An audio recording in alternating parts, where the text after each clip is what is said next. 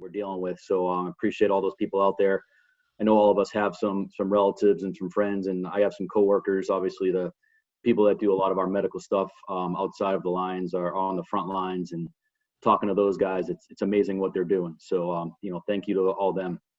Also to the public safety officials, the police, fire, EMTs, those people out there, doing what they do to keep us safe. The delivery workers, you guys have it at your houses, Amazon, FedEx, UPS, US Mail. I mean, my little mini draft room here would not be functional right now without those deliveries coming in over the last couple of weeks. So thank you to those guys, grocery store workers, obviously restaurant workers for pickup and delivery. They've been amazing. It's different times, but we're adjusting. So, and really to all the essential employees out there, we thank them, from the Lions to everyone else out there. Thank you for what you're doing. I want to thank Mrs. Ford and her family for the support they've given us over the last 4 weeks. The resources that they've given us to kind of get our setups up and running. It's been great. We feel good about where we're at from a technology standpoint, and we're excited about heading out there and getting the draft done next week. Want to say thank you to my family, my wife, my children. It's obviously different times here. Usually this time of year I'm not home very much, so now I'm home 24 hours a day. So they've been great. They've been supportive. They've been helpful. My kids are upstairs in their virtual classrooms as we speak. So it's pretty cool to let them kind of continue their learning with me being able to kind of come downstairs here and do my work. To the scouts and coaches, I want to thank all those guys. We've done our work a little differently this year, obviously, for the last month, but I think we've done it well. Done a really good job of adjusting, adapting to the new norm right now for doing things virtually, and those guys have done an outstanding job with communication. The IT staff from the Lions, I can't say enough about those guys. It's been absolutely amazing what those guys have been able to do for myself and a lot of people in the organization to get us up and running. You guys know who you are, and I'll just say I can't imagine a better crew in the league. They've been really, really outstanding. Also want to thank the players and Coach Patricia for, what they did with rallying the funds for the empowerment plan and the food trucks at the hospitals over the last couple of weeks. I think, those guys are doing great stuff in the community. I know a lot of our players are doing stuff individually too. I know the Staffords have done some stuff. Trey Flowers, Christian Jones, Frank Ragnow, JD, and Marvin the other day. I think he did something in California. So it's really cool to see that. Really, it's to be reflective here for a minute. We all, myself, our coaches, our scouts, you guys in the media, we feel like our jobs are so important. But really, when you think about it and you kind of look back over the last month, we're really not that important. With the magnitude of what's going on in the country, it's really the people in the front lines, like I've mentioned before, the doctors and the nurses and those people. They're doing incredible things. So again, to those people, thank you very much. One last thing before we get started, in regards to the draft-a-thon, our team has chosen Feeding America as our nonprofit that we're going to support. It's a group that helps the food banks kind of replenish in times of need. So we're gonna get on that next week. We're working with the NFL and our community relations department to bring that to life in Detroit and in the state of Michigan. So we're gonna have more information on that here next week for you guys. But myself, along with Rod and Coach Patricia and the Ford family, we're all excited to help and do our part in kicking off the draft-a-thon next Thursday. So, with that, I'll open up for questions from here. Okay, Mike O'Hara. Okay, Bob, Quinn, and Eamon, thanks for arranging all of this. Bob, obviously there's been an awful lot of attention on this pick, and I know some people say the draft starts with the Detroit Lions at 3. I just wonder, with all the options that may be or are available to you at number 3, how confident are you that you're going to come away with something that's really going to be impactful for the Detroit Lions? And also, and you've stressed this throughout your tenure here in Detroit, that the draft isn't over after one pick. So how, given the circumstances of this year, how do you think you can get perhaps the same sort of level of success you've had in previous years of getting players for draft and for development and starting caliber players deep in like the 3rd, 4th, 5th, 6th, 7th rounds? Yep. Good to see you, Mike.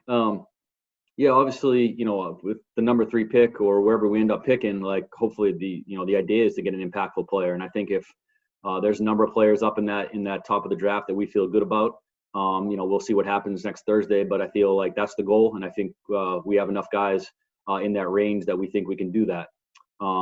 In the second part of your question, I would say, we went through our normal process. It was just a little bit different. So, our goal is to get impactful players throughout the draft, whether they're starters in the middle rounds or just backup and role players and special teams players later in the draft. So our goals haven't changed. The circumstances have, obviously, but we can't use that as an excuse. We have to go out there and do the best of our ability to draft grade the players, evaluate the players, and then put them at the correct place on the draft board. So next Thursday, Friday, and Saturday, when it's our time to pick, we feel comfortable with the selection.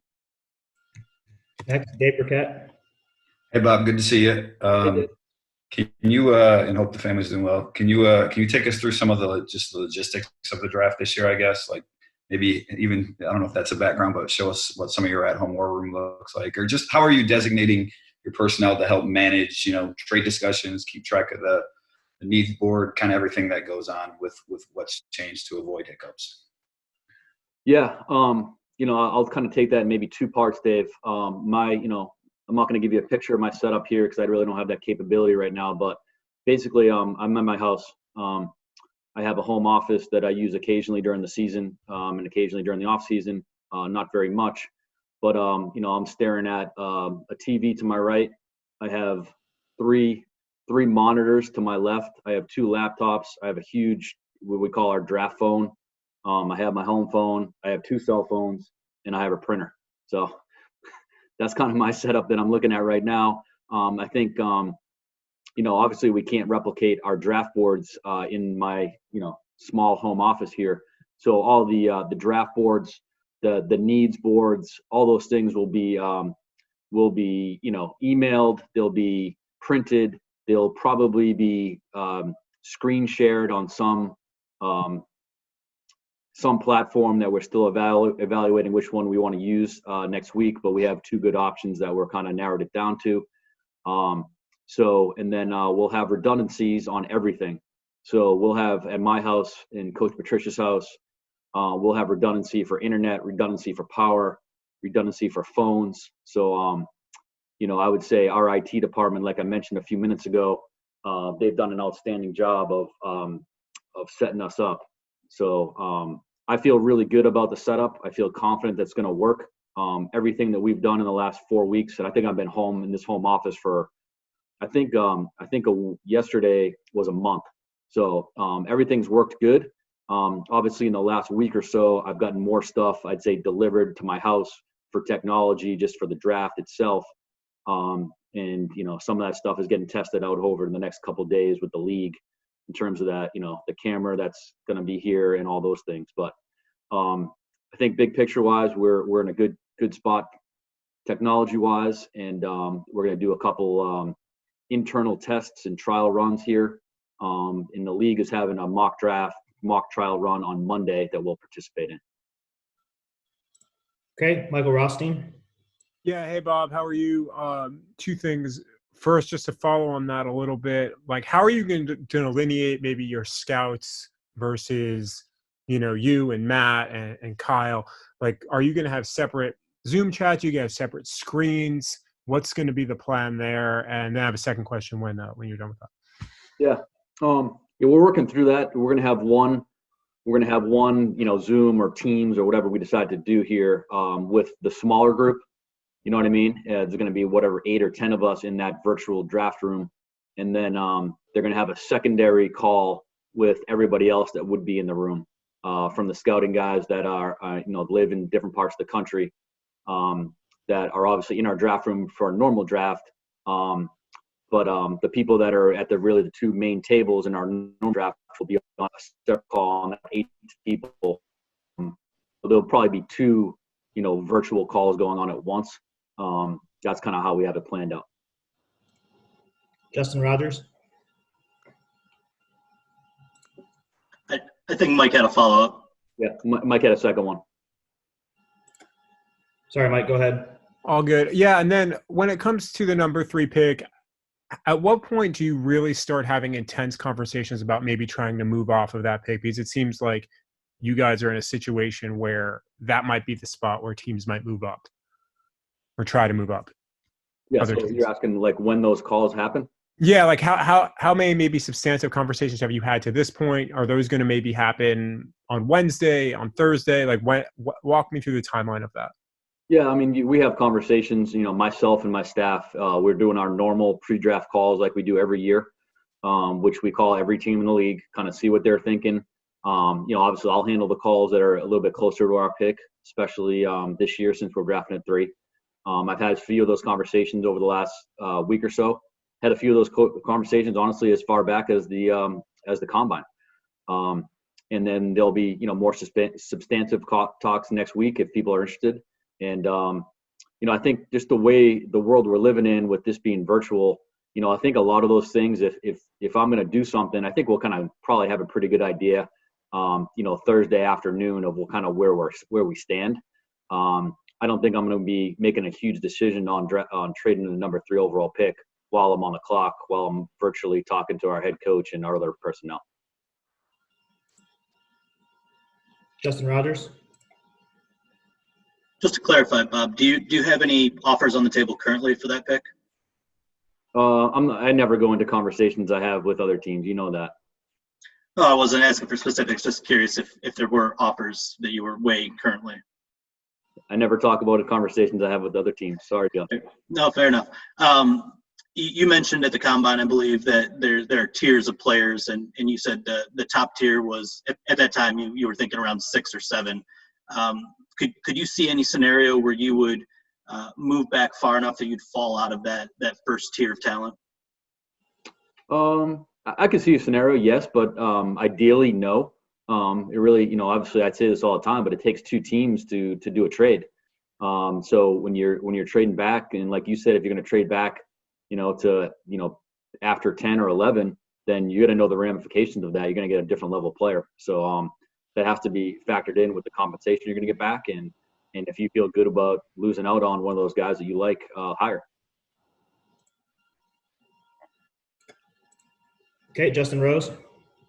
Hey, Bob, how are you today? A lot of talk, obviously, about trading potentially back from 3, but you guys don't want to be in a scenario where you're picking this high again. That would probably not be the goal. That being said, how important is it to make sure you get an absolute game changer, whether you take any position at this spot? I mean, how much of a precedent have you put on making sure that this pick is someone who's going to help morph this franchise into what you guys want it to be? Yeah, that's the goal. I mean, we have high expectations for whoever we draft, but we know, especially in the situation we're in now, I think, when you're going through the draft, you got to really look for a certain type of player that's going to be able to come in and contribute, probably without an off-season program. Like right now we're going to do 3 weeks of virtual off-season program, and then the league's going to let us know after that. So how much time are these rookies going to have to learn the system? I don't know. That's really up in the air right now. So I think we have to do a good job of making sure the evaluation and the player we select can come in right away, especially with if we're drafting that early, come in day one and be a player, be a guy that can help us win games. We always give rookies some little bit of leeway to learn the system and all those things. But I think this year's a little different. So we got to make sure we're making the right decision, that a guy can come in maybe without a full off-season program and come in and contribute. So that's the goal every year. That hasn't changed. I think we're just in a little different, obviously, atmosphere right now. Okay, Tim Twentyman. Hey, Bob, thanks for taking the time. You guys, had limited pro days and you don't have the 30 pre-draft visits. How has that changed your preparation for the draft, and how have you guys adjusted to that? Yeah, good question, Tim. So what we did was, we tried to be as normal as possible. Just before we, everything. Let me go back. So we get back from the combine. One of the first things we do when we come back from the combine is set our schedule, set our coach's schedule. Hey, Coach A, you're going to go see these, 10 players. Coach B, you're going to see these 10 players. whatever that number is. It varies by coach. And then obviously myself, hey, I want to go see these players. And so we kind of stuck to that list of guys we wanted to see and we wanted to see in person. We just did it virtually. The coaches did a lot of Zoom calls. We had our normal top 30 list that we wanted to bring into Detroit. We just transformed that into a 30 visit Zoom with, myself and coach and Kyle and Lance and the coordinator. So we have, 6, 7, 8 people on that Zoom with the top players. So, this year, the league rule is 30 if you're doing it in person, but when you're doing Zoom, virtual, FaceTime, all those, the rules are relaxed, so you can do a lot more. So we actually took advantage of that and did probably more than we normally did. Difference being, these Zoom calls or these FaceTime calls they can only be an hour long, based on league rule. So you normally have a guy at your facility for say 6 or 7 hours. So these are different. You got to condense it. You got to kind of work through the technology of watching film with the guy and talk to him about scheme. But I think we did a good job of organizing that. Credit to my staff, my scouting staff, and our player development department, really organizing those calls and making sure we were very, I'd say, organized. We had a daily schedule that we went through, started in the morning, and we did, 6 or 7 every day, ending up a couple of days ago. Dave Burkett. So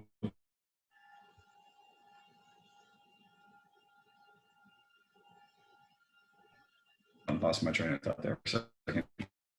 I guess positive for COVID yet. I didn't hear that question. Sorry. Has anyone tested positive for COVID-19 in your organization? No, not that I'm aware of. And then the other thing that I just wanted to make sure we cover here was this is the first time we've talked to you since the Darius Slay trade. Can you just explain why you made that move and how big of a need do you still feel you have at the cornerback position? Yeah, with the Slay thing, obviously that was something we had talked about. Since the offseason began, a couple of teams were interested in him. Had conversations at the combine, had more conversations, in the beginning part of free agency, and just thought, it was the best thing for the team. Just with the parameters of kind of what was going on with his contract and some of the things about the future, what the needs were from his end of things. And, we thought the best thing to do was to move that, get the draft compensation and go out in free agency. And obviously we had a couple corners, and that's something that, we felt like was the best thing for the team at that time. Had a really good conversation with Darius a couple weeks ago when we ended up doing the trade.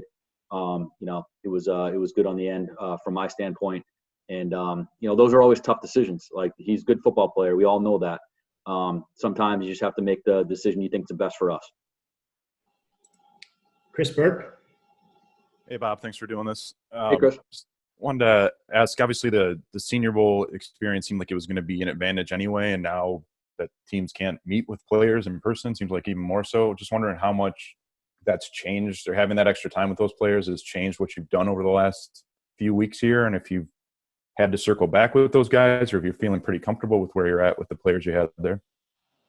Yeah, that's a good question. I think looking back, in hindsight, it was a great benefit to us. I would say the majority of the players that were on our team at the Senior Bowl, I think we were comfortable with the evaluation of the player and the person and the character fit and the culture fit and the mental football capacities. I think we've circled back with a handful of those guys, but going back to, we get back from the combine, we set our list of who we're going to go see in the spring. And, I remember distinctly saying, hey, we spent time with all these guys on our team at the Senior Bowl. So unless we really have a question we need to answer, let's use our resources elsewhere and go see other players. So that week was great for us. I think we have, like I said, I think we've circled back with a handful of them, but for the most part, we felt really good leaving that week that we kind of knew at least our roster, our side of the ball, really well. Jamie Edmonds. Hi, Bob. My question is there added pressure this offseason because of what the Ford said with Win Now? And then has this lockdown just compounded that? Yeah.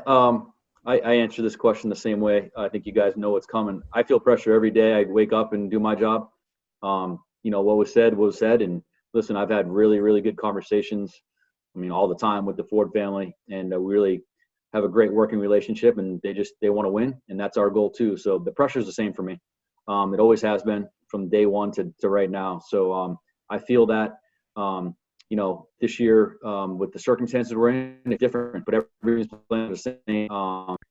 Goes right with the virtual draft and the virtual draft preparation. So, like I said, we're ready. We're excited about it, and we're ready to get going on Thursday.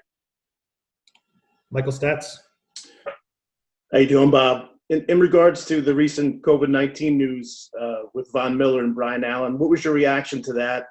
And how much more concerned are you now for your own team due to now that there's NFL players that have tested positive? Yeah, obviously, high level of concern. We check in on our players multiple times a week. Our assistant coaches are talking to those guys, checking in on them, making sure their families are healthy, they're healthy. And just, it's something that I worry about, I think about. It's something that's obviously scary to all of us. I'm sure everybody in this call knows somebody or has heard of a story of someone that's been sick. Fortunately right now, like I said, nobody on our team has tested positive that I'm aware of. And we've been in contact with everyone. But, to answer your question, it's scary, just like it is for you guys. When you go to the grocery store or you go wherever, you're nervous. So I'm nervous for our team. I'm nervous for my family, as we all are. So it's something that, I think the league is going to come out with some guidelines about how we're really going to deal with this once we get back to having players in our facility. It's really not going to be up to us. The league's going to mandate of when guys can come in and how that's going to really kind of flow once we're hopefully past this. Nick Baumgartner. Hey, Bob. I'm not sure if we've gotten into the Corey Undlin hire with you since you guys made the decision. What about Corey specifically? Maybe with what areas defensively do you feel like he can maybe upgrade or give you some things that you maybe need that you didn't have last year? Yeah, Corey's a guy I've known for a long time. His expertise is the secondary. I think that's, he's been a defensive backs coach basically his entire career. So I think that's probably his forte, but I think he's really well-rounded with the front, linebacker play, pressure packages. He's coached for a lot of different coordinators and head coaches. So I think he has a lot of different ideas that might expand our playbook a little bit. And be able to kind of put a different perspective on some of the things we do, which I think will be beneficial to everybody. I think it's one of the things Coach and I spoke about, when we interviewed Corey. Felt really good about that. He's a great person. He really connects with the players. I only worked with Corey personally for 1 year. The 1 year he was in New England and he was a quality control coach. But I've gotten text messages, phone calls from players that I know around the league that played for him in other spots, just randomly about, his ability to connect with the players. And I would say just the little bit that he's interacted with some of these draft prospects, some of the pro days that we were at before we got shut down, we were at together. And he's got a unique way about him to really connect with today's player and, get the best out of him. So we're excited about that. Excited about Corey. He's done a great job helping us with the draft. He's a good evaluator, good communicator. So I think it's a good addition. Kyle Meinke. Hey, Bob. Excuse me. Thanks for your time. There's a lot of reports out there right now about Tua and the medicals there. There's a report that he failed multiple team physicals. What can you say about the concerns you have there, the concerns that are out there about his health and how it might impact the trade market for that pick?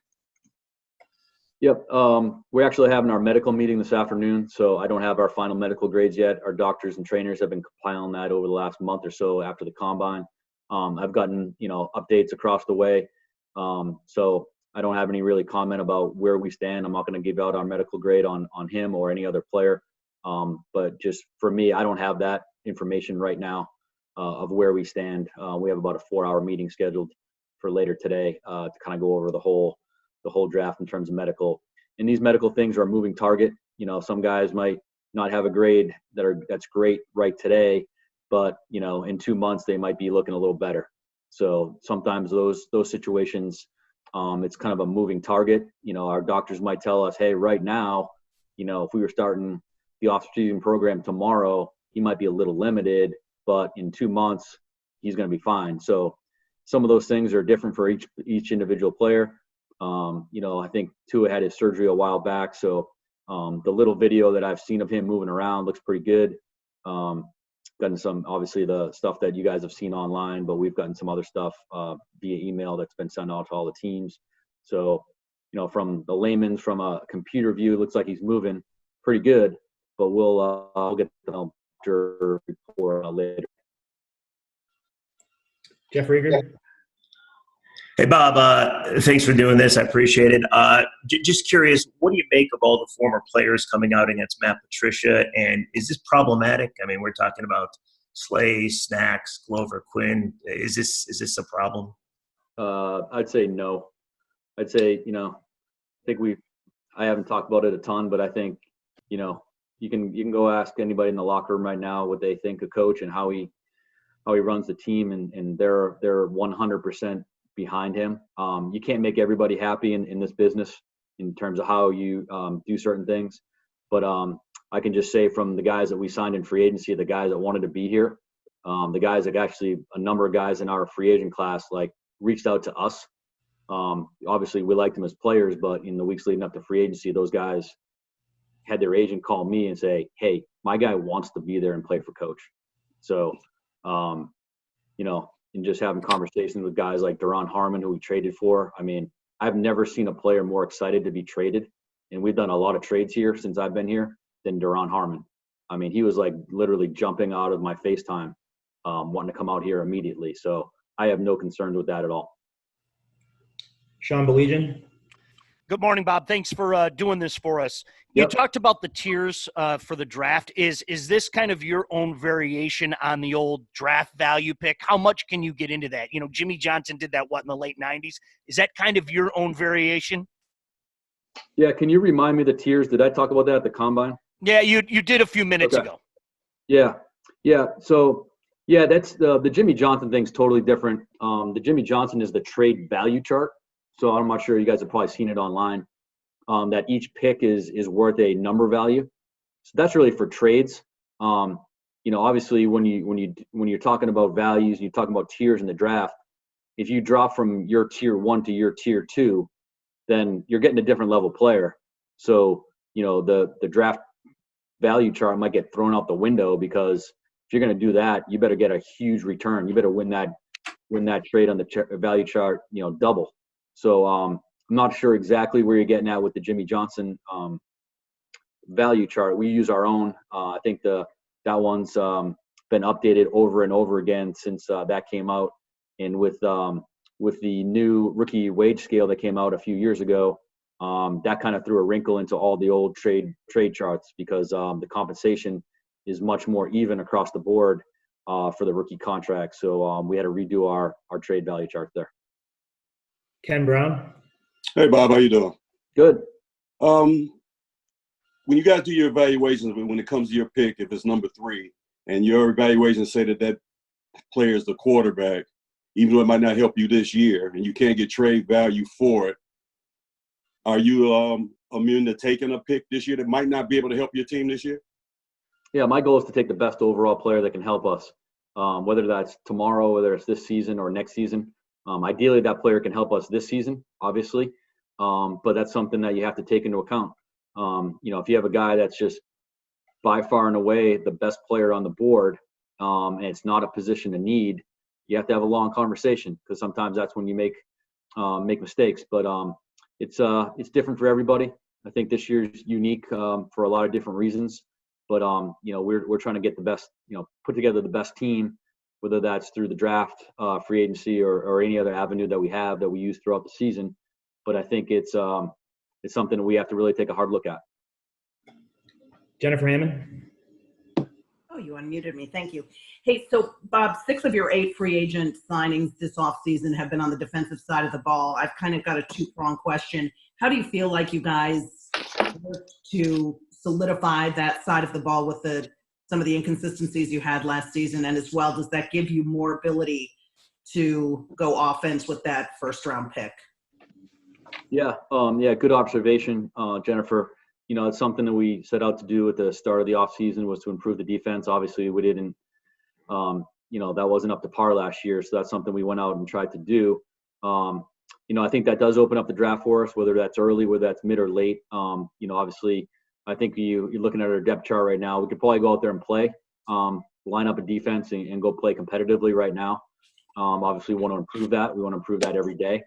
So that's something that, was good. And I think, one thing that we talked about, heading into the off season, we got off the road, when this whole thing really, I was at a pro day. I can't remember where it was. I think it was Clemson. I think Clemson was the last pro day I was at. And, we got back that weekend and we started, talking about our final plans for free agency. And, we had to take all our scouts off the road and we had really nobody at the office. It was really just a couple of us that were dealing with free agency at the office. So, some of the defensive players we picked up in free agency that had familiarity with our system kind of, that made the most sense for us because we didn't know if we were going to have an off-season program. We just knew that something was, really different about this off-season. So, go out and we had the Deron Harmon trade that kind of started off free agency. And that kind of made us think a little bit more about maybe getting some guys on defense that have been in the system, know the terminology. So if we do have an abbreviated off-season, hopefully we can be maybe one step ahead of the game. But to say that the defense was a priority is correct, and we feel like we've upgraded at really each position group. I think we've added somebody or multiple players, so hopefully that works. Larry Lage. So if I could squeeze two in, what's it like to work at home with children, and what kind of contingency plans are you working on in case your off-season programs shorten, training camp, the season, all of that? Yeah, it's been great. I mean, it's been great. You wake up in the morning, you can come down, you can work. You run upstairs at 8:20 and make sure your 14-year-old son is out of bed so he's ready for school.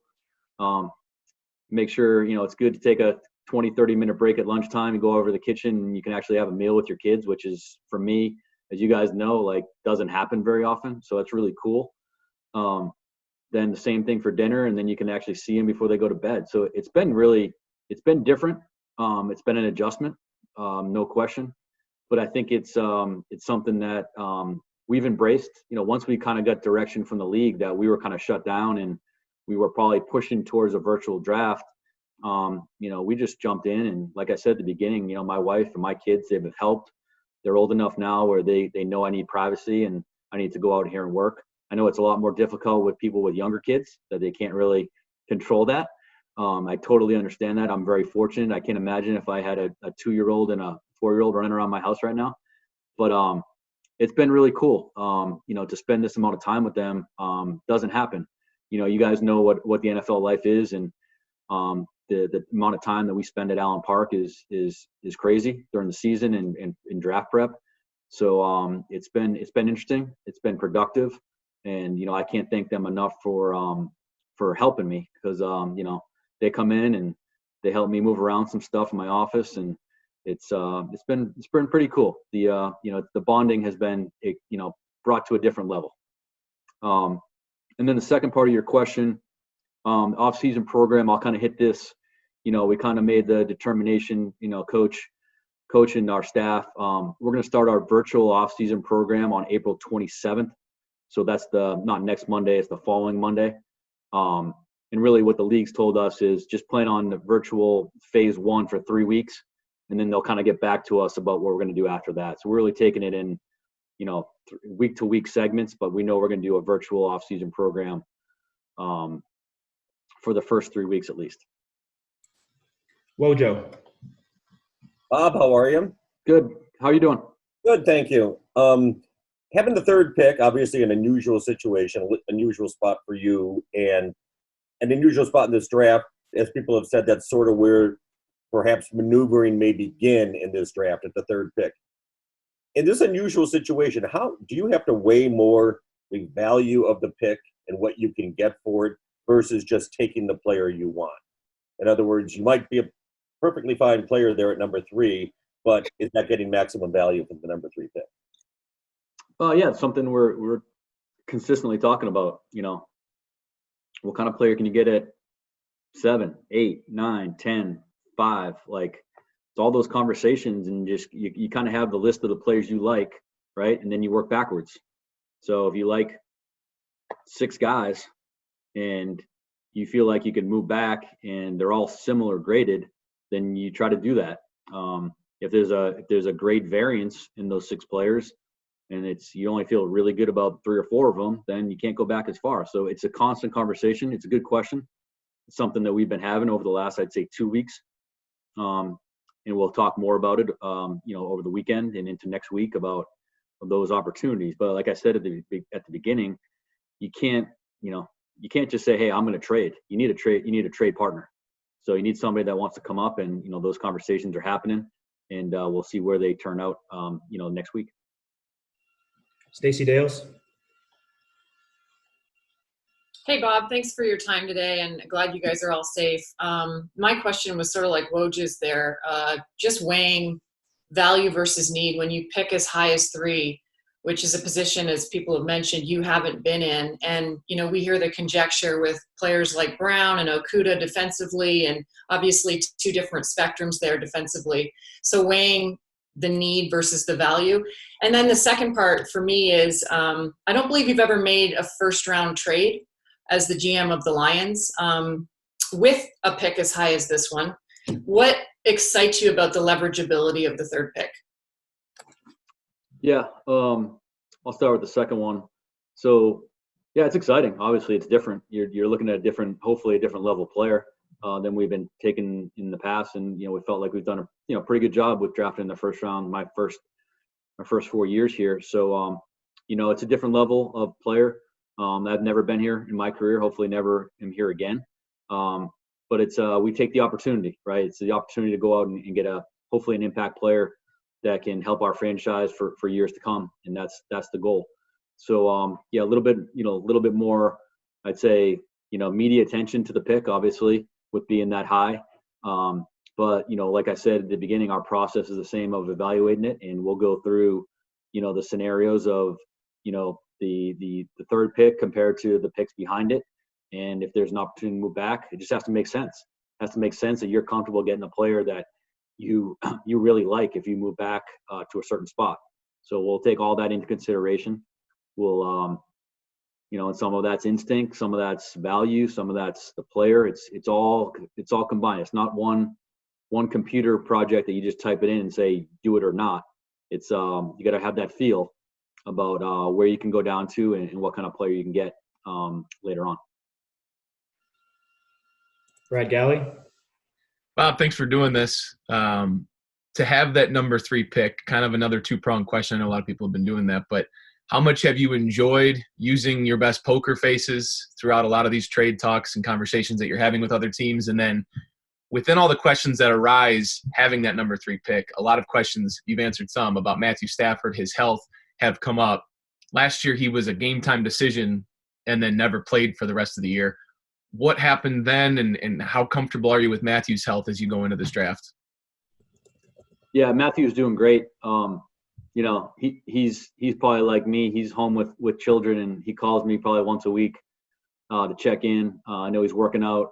I know he's feeling good. So health-wise, he's good to go. As I said at the end of the season, if we were starting our off-season program this next week, he'd be there as a full participant. So he is cleared. He's cleared medically from that standpoint. So what was the second part of the question? Sorry about that. No, that's all right. I started it off with just saying how much you've enjoyed using your varying poker faces throughout all of these conversations. Yeah, well, that's kind of part of the game. Obviously, what we try to do. It's really, I have a great deal of respect for all the other GMs, and I'm really personally friends with a large number of them. So a lot of them I've worked with over the years at a very intimate level. So you do that. You have to make those calls. They understand what we're doing, and I understand where they're coming from. So you can't tell them obviously who you're drafting and who you like, but you just gotta be truthful and just tell them, hey, this is what it would take if you guys want to come get this pick. And just you have that conversation, and it's not a 5-minute phone call. It's a lot of back and forth. It's like, all right, let me call you back next week. Let me call you back Thursday, and we'll talk more. So this is ever evolving when you try to trade a pick if we can trade a pick, because as of right now we're 6 days out, so there's nothing set in stone. Okay, guys, we got time for the last 6 questions on the queue here, beginning with Dave. Bob, 2 things. Just the first one is a real quick follow-up to Sean's question, I think, from earlier. And how many players are in your tier 1 of players in this draft?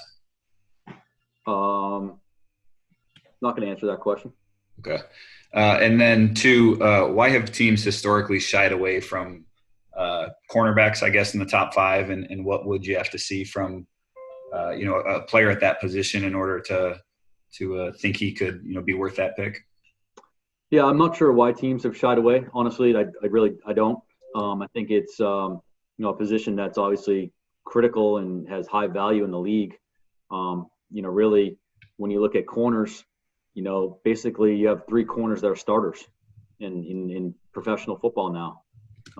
We go back to a free agency a year ago. We signed Justin Coleman to play nickel, and we paid him like a starter because we feel like you need 3 starting level corners to have a productive defense. So why teams have shied away, I can't really answer that. You'd have to ask the teams that have passed. I've never been this high in the draft to experience that. But in terms of the corner position, I think there's a number of players this year that are really, really high quality corners. I think it's a deep class.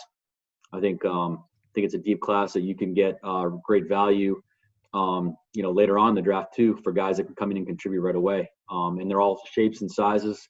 There's some really undersized guys that are really just great football players. There's some bigger guys that have a great skill set as well. So, it's something that, it's not unique to take one in the top 5. It's just it's gotta make sense for your club. Justin Rogers. Hey, Bob, you've always kind of left a buffer when it comes to cap space, rainy day fund, whatever you want to call it. Seem to be sitting on a bigger amount than normal this year. I just wonder if that's symptomatic of what we're going through with the COVID. You've got certain roster issues you still feel like you need to address with in-house, or you anticipate a second wave of free agency or trade options. What do you I guess got in mind with what you're working with? Yeah, we have a little bit of room. I think you guys have access to the cap data. Obviously, there's other factors involved, as you guys realize, about other types of budgets. I think we spent a considerable amount of money in free agency this year at various different positions. So we have other things on the horizon, whether that's internally or whether that's stuff that we're going to do into the season that we're planning for with some of our current players. Michael Rothstein. Yeah. Hey, Bob. I have a really quick question, then maybe a little bit of a deeper question. First is, do you think there will be a season this year? I do think there will be a season, but I haven't been told that. I'm like you guys. I'm hoping that this pandemic gets cleared up as soon as possible and we can get back to life as normal. That's including our home lives and our family lives as well as our professional lives. So if I had to guess, yes, but I don't know. I don't know. That's something that we're waiting for the league to tell us about as we get further down the road. And this is maybe toward the latter end of the draft, but will this year be maybe different or more difficult for guys that are UDFAs to be evaluated and to figure out, because they won't get potentially the rookie minicamp? They might not get some of those same looks that they would normally get. Yes. Excellent question, Michael. Yes. I think it's going to be harder, not impossible, but for guys that are, later round picks, rookie free agents, really their time to impress and get on the radar and get real reps in training camp is during the spring, right? Because you have more opportunity. Some of your veterans aren't taking as many reps, as you guys know, in the OTA practices. So you can get a lot of these young late draft picks and rookie free agents a ton of reps in the spring. And then if they show that they're capable and they deserve a chance to compete, then they're going to get more reps during the early part of training camp to really be able to make the team. So if we're not going to have a normal off season, we're already going to be delayed at least 3 weeks. It's going to be harder for that. So it's kind of something we've talked about internally for sure. Fortunately for us, our roster's at, I believe, 78 right now. So I think we're at 78 with Kenny Wiggins on yesterday. So, really, we're not going to have a huge number of undrafted free agents. We're going to have a handful, depending on what happens. Justin Rose. Hey, Bob. Just looking at some of the deeper picks here. I know so much attention on the first round and whatnot, but maybe what are some of the things that you've been able to take away from the picks that have panned out, a la Tracy Walker or some of those guys, as opposed to some of the picks that maybe haven't panned out? Have you learned maybe anything in the past few years about what a player or person has to make it work, as opposed to the ones that maybe don't? Yeah, that's something we constantly do. We constantly go back and evaluate ourselves and go back and say, why did this work? Why did that not work? So it's something it's not an exact science, unfortunately. There's different circumstances for every player that you take, whether it's the team around them, whether it's the position that we put them in, whether it's an injury. So there's a ton of factors, but to answer your question, we definitely go back. I go back every year, go back to as far as, my first year here and look at the mistakes we made, look at the good things we did, and kind of go forward for that. So there's a core criteria that we always try to stick by. But as you get into the middle and late rounds, that criteria kind of dwindles a little bit because all the players can't check all the boxes once you get down later in the draft. All right, guys, our last three will be Michael Stetz, Chris Burke, and Jennifer Hammond. Yeah, but I just wanted to follow up with what you were talking about with Michael Rothstein a couple of questions ago on the league. One, are you confident it'll start on time? And also, has there been any dialogue with you as to like possible contingency plans if it does start, if it is delayed or things along those lines? Or are they just operating business as usual? Yeah, I personally, and as an organization, we haven't had a lot of dialogue with the league about the season or anything like that. The latest dialogue that we've really been concentrating on is like how this draft is going to work, number one, and how the start of the virtual off-season program is going to work. So we've had no communication about the season whatsoever. Chris Burke. Bob, I just wanted to ask about the offensive line real quick. Signed Vaitai, obviously lost Rick and Graham are gone. Is Vaitai, are you expecting him to be your right tackle, or is that still open for discussion? Just where do you see the need still at that position or that group? Yeah, Vaitai is a guy we obviously like a lot. One of the best things about him is we feel like he can play two positions, and he has played two positions. So does he have the ability to play right tackle? Absolutely. Can he go inside and play guard at a high level? We think he can. So that's one of the reasons why he was kind of a target for us because, depending on what happens in the draft and the rest of free agency, we feel like we could plug him in either spot. Obviously, he has more experience at tackle. This guy played left tackle in the Super Bowl. He's played a bunch of games of tackle behind really two outstanding tackles at the Eagles. So he has versatility to play both. We'll kind of see where the roster shapes up here in another, 3 or 4 weeks and kind of solidify the depth chart going into the offseason. Thanks. Last one, Jennifer. I know that there have been a lot of conversations and reports out there in the media about potentially having the NFL season begin without fans. With such an emotional game and where the fans are such a huge part, just kind of give me your sense on that possibility and how you think it could impact things and just your reaction when you hear that could be a way to get the season started on time. Yeah, obviously, number one, we want to be safe, right? I think that's what everybody wants. So I think we're in different times. Number two, it would be vastly different, right? It would be very, very unusual. It would be can't really put it into words how different it would be. It's something that we would probably have to, talk at length with our players about how to handle it, without the atmosphere and the energy level. You have to bring that energy yourself. So just to be honest, Jennifer, I haven't put a lot of thought into that. So it's a really good question that, I think, once we dive into this, and if that is the case, which I have no idea if that's going to be the case or not, if that's the case, that's something that we'll address with our players and our organization. But, hopefully we all get past this. Like I said at the beginning of the call, we all work together to, get the country back healthy again and work together as communities to really put everybody put everybody back at ease, and hopefully we can get back to life as normal, and then that would include football. Obviously, it would be secondary to life, but to include, football being normal again would be great for the country. And I think, with the draft next week, that will give everybody a little bit of relief. And hopefully, like I said at the beginning, we can raise a lot of money with the draft-a-thon. I think that's incredible. It's an incredible way for our fans that could really help us help the communities. And we're excited to be a part of that.